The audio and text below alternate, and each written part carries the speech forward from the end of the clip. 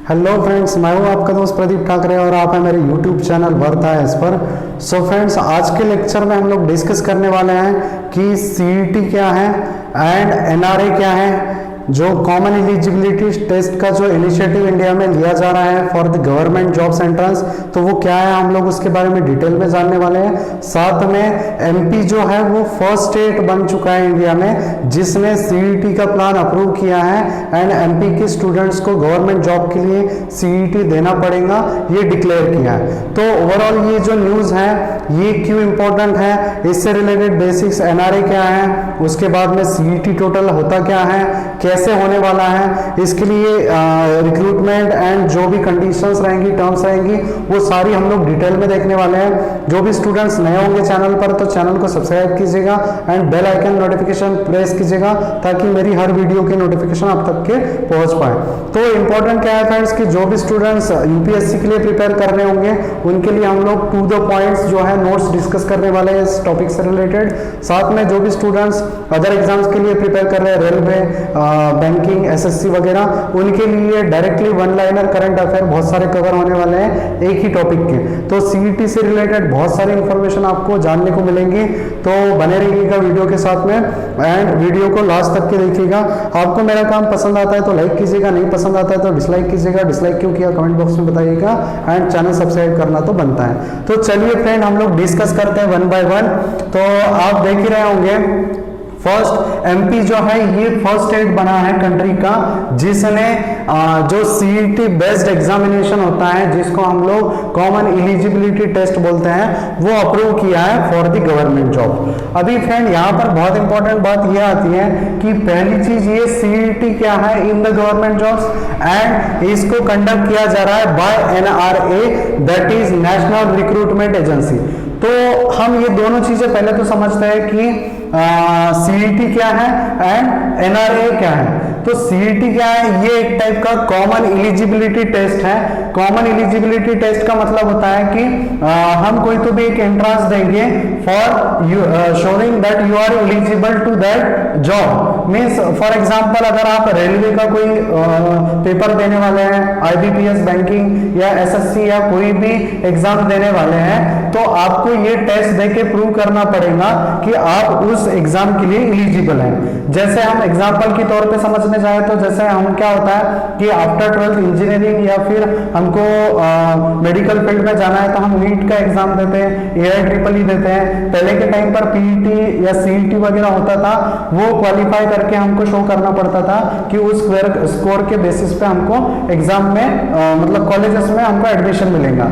Similarly जो लोग engineering background से होंगे उनको पता होगा कि गेट, हम लोग गेट का एग्जाम देते हैं, या फिर जो लोग होगा डीएड या बीएड हुआ है वो लोगों को अगर गवर्नमेंट जॉब चाहिए तो टीईटी एंड सीटीईटी देना पड़ता है। तो ये सब रिलेटेड टू सीईटी है फ्रेंड्स, बिकॉज क्या होता है कि इसमें हमको हमारा एलिजिबिलिटी प्रूव करना होता है कि हम लोग उस जॉब के लायक हैं एंड हम लोग उस जॉब का एंट्रेंस टेस्ट दे सकते हैं। तो ये होता है सीईटी का मतलब। अब एक्चुअली ये इंडिया में नया कंसेप्ट है फॉर द डिफरेंट फील्ड्स। मतलब फॉर एग्जांपल हम लोग बैंकिंग डिस्कस करें, आरआरबी डिस्कस करते हैं या फिर एसएससी, उनके लिए ये नया है। बट जो लोग डीएड एंड बीएड बैकग्राउंड से हैं, जिन्होंने सीटीईटी और टीईटी दिया है, उनको ये सब चीजें पता है। तो अभी गवर्नमेंट ने क्या किया है, ये सारे जॉब्स के लिए सीईटी कंपलसरी कर सकते हैं, ऐसा एक डिसीजन या अप्रूवल लिया था। तो इसमें एमपी गवर्नमेंट जो है, जो सीएम शिवराज सिंह चौहान है, उन्होंने डिक्लेयर किया है कि सीईटी जो है एमपी में लागू किया जाएगा एंड जिसकी वजह से एमपी जो है इंडिया का फर्स्ट स्टेट बना है जो कि सीईटी एनआरए के थ्रू जो अप्लाई किया है उसको मतलब इंप्लीमेंट किया जाएगा। तो फ्रेंड्स, इसमें ओवरऑल सीईटी क्या होता है ये तो आपको समझ में आ गया होगा। ये एक एंट्रेंस टेस्ट होगा आपकी एलिजिबिलिटी प्रूव करने के लिए। RRB, SSC and IBPS exams को हम लोग दे सकते हैं या नहीं दे सकते इसका एलिजिबिलिटी प्रूव करने के लिए। अभी इसमें एक इंपॉर्टेंट फैक्ट ये आता है कि एनआरए क्या होता है या नेशनल रिक्रूटिंग एजेंसी क्या होता है। तो फ्रेंड्स हमारे इंडिया में क्या होता था कि अभी तक के जो भी गवर्नमेंट जॉब्स या फिर जो भी स्टाफ लगता था वो मिनिस्ट्री ऑफ पर्सनल के अंडर में उसका सिलेक्शन किया जाता था, मतलब जो भी पर्सनल स्टाफ लगेगा वो उनको सिलेक्ट करता था। बट अभी गवर्नमेंट ने एक इनिशिएटिव लिया है कि हम लोग जो मिनिस्ट्री ऑफ पर्सनल है उसको नेशनल रिक्रूटिंग एजेंसी के अंडर में चेंज करेंगे एंड नेशनल रिक्रूटिंग एजेंसी जो है वो सारे रिक्रूटमेंट कंडक्ट करेंगे। तो ये एक इंपॉर्टेंट न्यूज है फ्रेंड्स कि फर्स्ट सीईटी जो है वो कंडक्ट किया जाएगा for the government jobs and इसको कंडक्ट कराने वाली एजेंसी नेशनल रिक्रूटिंग एजेंसी है।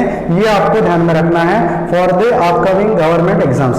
तो जो भी स्टूडेंट्स रेलवे एसएससी के लिए प्रिपेयर कर रहे हैं उनके लिए ये बहुत इंपॉर्टेंट वन लाइनर होने वाला है कि सीईटी कौन सी एजेंसी कंडक्ट करने वाली है। नेक्स्ट आते हैं हमारे फ्रेंड्स, मैंने पहले ही बोला था कि हमारी सारी नोट्स टू द पॉइंट होने वाली है। इसका मतलब हम पॉइंट वाइज सारी चीजें डिस्कस करेंगे, इससे आपको बहुत जल्दी समझ में भी आएगा, इजीली समझ में आएगा and to the point directly content आपके ध्यान में रहेगा without more number of revisions.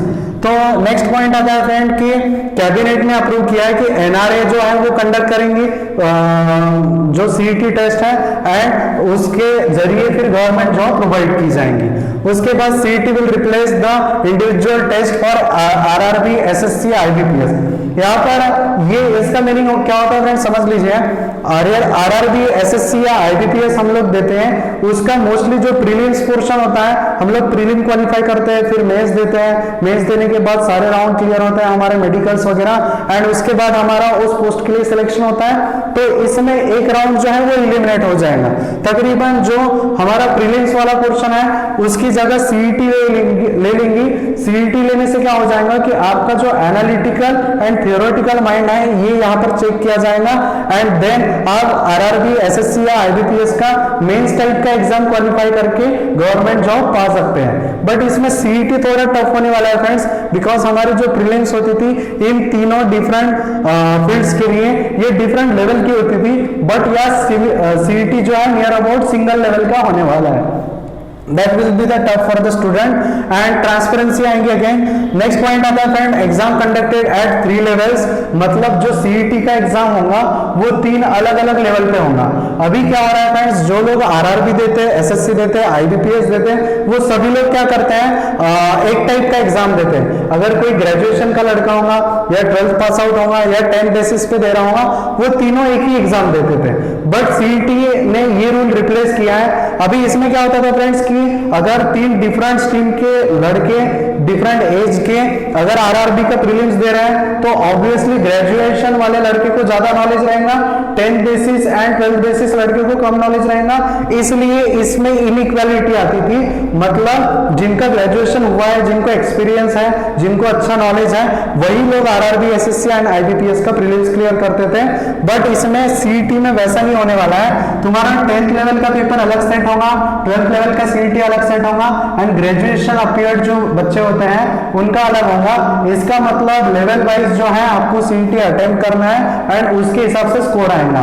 मतलब हम लोग इक्वल माइंड के हिसाब से इक्वल पेपर सेट करेंगे, जिसकी वजह से जो डिफरेंस होता है कि सिलेक्शन का रेशो जो बड़े बच्चे होते थे ग्रेजुएशन के बेसिस पर जिन्होंने अप्लाई किया उनका ज्यादा होता था, ये डिफरेंस इसमें नहीं आएगा अगली बार से। तो एक इसको पॉजिटिव स्टेप बोल सकते हैं सीईटी का, जो कि बहुत इंपॉर्टेंट होने वाला है स्टूडेंट्स के लिए। नेक्स्ट आता है friend CET will be conducted online in all over the country, मतलब ये टेस्ट पहली चीज तो पूरी कंट्री में ऑनलाइन कंडक्ट किया जाएगा, कोई ऑफलाइन पेपर नहीं होगा। तो ऑनलाइन उसका जो भी आपको फॉर्म फिलअप करना पड़ेगा एंड अप्लाई करने के बाद जो डेट रहती है उसके हॉल टिकट के साथ जाके आपको वो पेपर देना है। तो इसमें क्या होगा कि पहली चीज तो सीईटी ऑनलाइन कंडक्ट होंगी, उसके बाद में सीईटी का जो सेंटर रहेगा ये आपको आपके होम डिस्ट्रिक्ट में अलॉट किया जाएगा। मतलब फॉर एग्जांपल कोई स्टूडेंट महाराष्ट्र का है या बिहार का है तो बिहार का जो भी आपका स्टेट का जिस डिस्ट्रिक्ट में आप रहते हैं उस होम डिस्ट्रिक्ट में आपका सेंटर रहेगा, जिसकी वजह से क्या होता है आप अपने ही डिस्ट्रिक्ट में वो एग्जाम दे पाएंगे। अभी तक के क्या होता था फ्रेंड्स, आरआरबी या एसएससी का कभी कभी सेंटर हम डिफरेंट जोन में अप्लाई करते थे, जिसकी वजह से वहां पर क्या होता था कि आपको जैसे फॉर एग्जाम्पल कोई बिहार का स्टूडेंट है महाराष्ट्र के कोई रीजन के लिए अप्लाई किया तो महाराष्ट्र में उसको ट्रेवल करना पड़ता था एंड लॉन्ग डिस्टेंस ट्रेवल करने की की वजह से वो काफी थक जाता था एंड उसके स्कोर के ऊपर में इफेक्ट आता था। बट इसमें ऐसा नहीं होने वाला है, होम डिस्ट्रिक्ट आपको सीईटी के लिए मिलने वाला है, इसलिए आपको आपके स्टेट में आपकी डिस्ट्रिक्ट में एग्जाम कंडक्ट किया जाएगा। ये बहुत इंपॉर्टेंट एंड पॉजिटिव एस्पेक्ट है सीईटी टेस्ट का फ्रेंड्स। तो नेक्स्ट हम हमारे पॉइंट्स की तरफ बढ़ते हैं। CET score will be valid for 3 years, मतलब अगर आप सीईटी क्लियर कर लेते हो बहुत अच्छे स्कोर के साथ में, तो वो स्कोर आपका 3 इयर्स तक के वैलिड होगा। मतलब आप 3 इयर्स तक के आरआरबी, एसएससी, आईबीपीएस का मेंस उसी स्कोर के बेसिस पर दे सकते हैं जो सीईटी का स्कोर आपने क्वालिफाई किया था। तो ये एक इंपॉर्टेंट पॉइंट है। And CET will bring a transparency in the recruitment process. तो ये पॉइंट बहुत इंपॉर्टेंट है फ्रेंड्स। जैसे आपने क्या है कि सुना होगा कि जैसे कभी पेपर लीक हो जाता है, पेपर में कुछ गड़बड़ हो जाती है, तो प्रीलिम्स के पेपर में मोस्टली क्या होता है कि कुछ सेटिंग्स हो जाती है या फिर पेपर लीक हो जाता है, ऐसे बहुत मामले आते हैं। फिर उसके ऊपर में केस फाइल किया जाता है, केस बहुत दिन तक के चलता है, तो स्टूडेंट के रिजल्ट्स नहीं आते हैं, फिर सिलेक्शन प्रोसेस जो है वो कंप्लीट नहीं होता है एंड जो पोस्टिंग मिलने एंड जॉब ज्वाइनिंग में बहुत डिले हो जाता है। इतने टाइम तक के तो स्टूडेंट का एंथुजियाज्म जो है वो कंप्लीट लॉस्ट हो जाता है। तो इसमें क्या होता है फ्रेंड कि सीईटी बहुत ट्रांसपेरेंटली कंडक्ट किया जाएगा, जिसका स्कोर वैलिड है, इसलिए इसमें क्या होगा कि हमारे जो पेपर लीक वाले जो प्रॉब्लम्स है वो इसमें नहीं आएंगे एंड ओवरऑल इसके स्कोर के बेसिस पे आप डायरेक्टली मेंस देंगे तो आपका डायरेक्टली सिलेक्शन प्रोसेस इजी हो जाएगा। बट फ्रेंड इसमें इंपॉर्टेंट एक चीज है कि जैसे पहले के टाइम पर आपने देखा होगा कि जो पेपर लीक के मामले थे वो प्रीलिम्स में ही ज्यादा आते थे, मतलब जो फर्स्ट पेपर रहता है कोई भी पोस्ट का उसी में ज्यादा देखने को मिलते थे। तो वो वाला स्टेप सीईटी रिप्लेस कर रहा है, इसीलिए ये वाला जो प्रॉब्लम था ये सॉर्ट आउट हो जाएगा एंड जो रिक्रूटमेंट प्रोसेस है वो बहुत इजी बन जाएगा। इसकी वजह से ओवरऑल जो प्रोसेस है वो ट्रांसपेरेंट भी होगा और जल्दी भी हो जाएगा। तो आज के वीडियो में हमने क्या क्या डिस्कस किया फ्रेंड कि बहुत इंपॉर्टेंट जो हमारा टॉपिक था कि सीईटी एंड एनआरए क्या होता है वो समझ लिया है। एमपी जो है ये फर्स्ट स्टेट बना है, ये बहुत इंपॉर्टेंट करंट अफेयर है वन लाइनर के लिए, ये आपको ध्यान में रखना है। मतलब मध्य प्रदेश पहला स्टेट बना है जिसने सीईटी को अप्रूव किया है एंड इंप्लीमेंट करने वाला है। बाकी हमने सीईटी का डिटेल जाना, एनआरए क्या होता है वो भी जाना एंड उन दोनों का रिलेशन एंड होल प्रोसेस जो रहेगा सीईटी का वो भी जाना। तो इसी तरीके से हम लोग नए नए टॉपिक जो भी करंट अफेयर से रिलेटेड एंड जो भी हमारे पढ़ाई से रिलेटेड चीजें हैं ऐसे डिस्कस करने वाला है। तो ज्वाइन कीजिएगा चैनल को एंड वर्थ है, बहुत बड़ी फैमिली बनाना है, तो ऑब्वियसली आपका इंटरेक्शन एंड सपोर्ट बहुत इंपॉर्टेंट है। तो सब्सक्राइब कीजिएगा चैनल को। Thank you so much friends.